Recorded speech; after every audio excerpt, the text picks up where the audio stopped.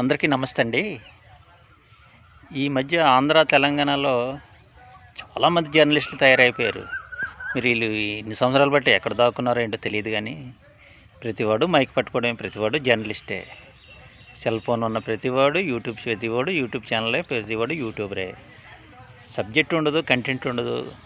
అందరూ బూతులు మాట్లాడడం, నచ్చి ఏదో లేని పని కాంట్రవర్సీస్ మాట్లాడడం తప్ప గవర్నమెంట్ చేసే తప్పు ఒప్పుల్ని విమర్శించడంలో ఎవరికి తప్పు లేదు. అటు ఆంధ్రప్రదేశ్ గవర్నమెంట్ అయినా పర్లేదు, తెలంగాణ గవర్నమెంట్ అయినా పర్వాలేదు. ఎంతసేపు నాయకులను టార్గెట్ చేయడం, వల్గర్ లాంగ్వేజ్ మాట్లాడడం, బూతులు మాట్లాడడం. ఏమంటే మాకు ఫ్రీడమ్ ఆఫ్ స్పీచ్ లేదా అంటారు. ఫ్రీడమ్ ఆఫ్ స్పీచ్ ఉంటే ఏది పడితే అది మాట్లాడేయచ్చా? ఇంకా దానికి ఇంక మంచి చెడ్డ ఇంకేం అక్కర్లేదా? మరి ఒకసారి ఆలోచించుకోవాలి.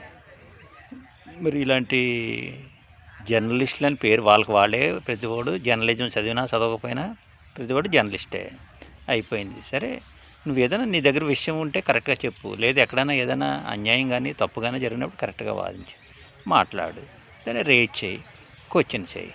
అంతే తప్ప బూతులు మాట్లాడడమే, బూతులు మాట్లాడడమే నీకు అంటే ఎలా కామన్ మ్యాన్కి ఎలా ఉంటుంది అంటే ఇదంతా చాలా చిరాగ్గా అసహ్యంగా ఉంటుంది మాలాటలు. నేనేం జర్నలిస్ట్ని కాదు, నేను ఆర్డినరీ పర్సన్నే. కాబట్టి దయచేసి ఇక నుంచి అయినా సరే వీడియోలు చేసేవాళ్ళు సోషల్ మీడియాలో కొంచెం బాధ్యతగా, హుందాగా, చక్కగా మాట్లాడండి. Okay, thank you.